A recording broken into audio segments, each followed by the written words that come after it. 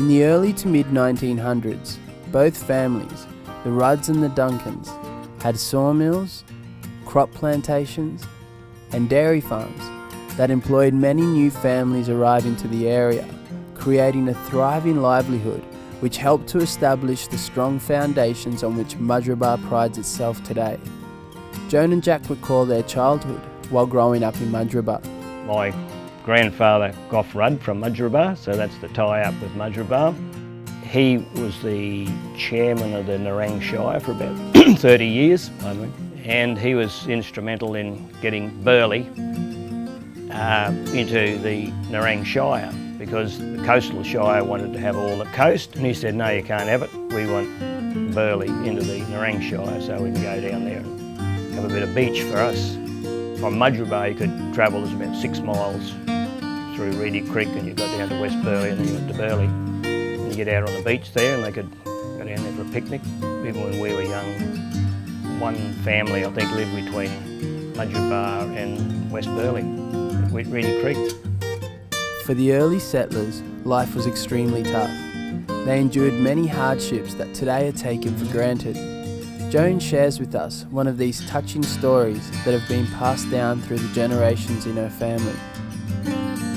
Sandy Duncan, Bill Duncan's eldest son, he lived at Burleigh with his 7 children, I think, and his wife, and she died having a baby. It was flood time and he brought her and the children all home from Burleigh on a boat, and he came across with all these little kids and took them all up to Gilston, to Granny Duncan's, with her on the boat to bring her back to be buried. Probably would have come to Tallabudger Creek, Nerang River and up and come off here. That's one of the saddest stories I think you can ever imagine, that he'd have to bring his wife and his little kids all back here to Granny Duncan. And you'd have to make a decision too, because people don't last that long when they're dead. So yeah, he'd have to do a lot of wrapping up there, and you wouldn't have much stuff to wrap them up in a sheet or something. So it'd take a fair while to row up there. It would take you like a day, because you've got to gather the kids up and get something for them to eat. You've got to eat on the way up. Or just not eat. Not eat. Well, they'd have something there, with corned beef or something. And then get to Nerang and then find someone at Nerang to take you to Gilston.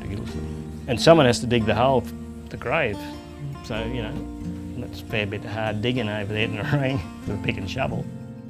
Leading up to the 19th century, a return trip from Mudgeeraba to Brisbane on horse and carriage could take up to 6 days.